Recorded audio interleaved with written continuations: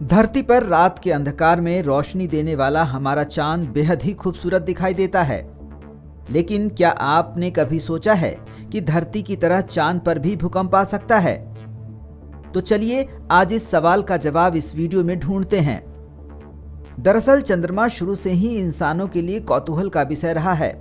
हाल में चांद को लेकर हो रहे रिसर्च में तेजी से इजाफा भी हुआ है, जिसके बाद अब चांद के बारे में हमारी कुछ पुरानी धारणाएं भी बदल गई है। चांद पर हो रहे नए नए रिसर्च में वैज्ञानिकों ने चांद पर चौंकाने वाली गतिविधि का होना पाया है।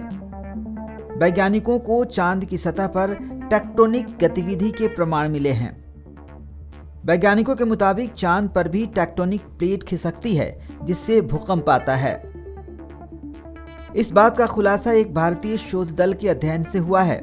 अभी तक लंबे समय से यही माना जाता रहा है कि चांद एक मृत खगोलीय पिंड है और उसमें कोई भूगर्भीय गतिविधि नहीं होती। इन सवालों का जवाब मिलता है भारत के चंद्रयान-1 से प्राप्त डाटा से, और इस डाटा का व्याख्या किया है जवाहरलाल नेहरू विश्वविद्यालय में भूविज्ञान, सुदूर संवेदन और अंतरिक्ष विज्ञान विभाग के संयोजक प्रोफेसर सौमित्र मुखर्जी ने।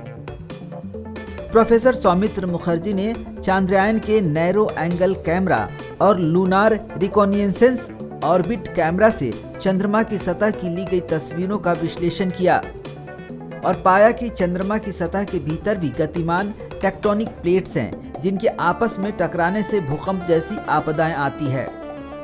चंद्रमा के दक्षिणी ध्रुव से प्राप्त इस डाटा के अध्ययन के दौरान उन्होंने चंद्रमा की सतह पर कई ऐसे चिन्ह देखे जो इस बात को स्थापित करते हैं कि चंद्रमा पर भी धरती की तरह टेक्टोनिक प्लेट्स में हलचल पाई जाती है।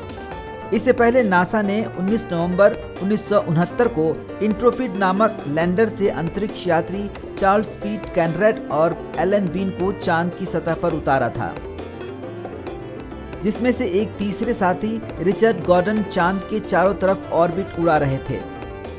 ये लोग जिस जगह उतरे थे उसे ओशन ऑफ स्टॉर्म कहते हैं, जहां पर इन अंतरिक्ष यात्रियों ने पहली बार चांद पर भूकंप को रिकॉर्ड किया था।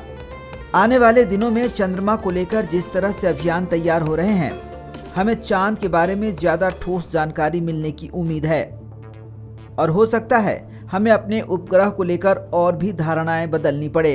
Bureau report, Ojang times.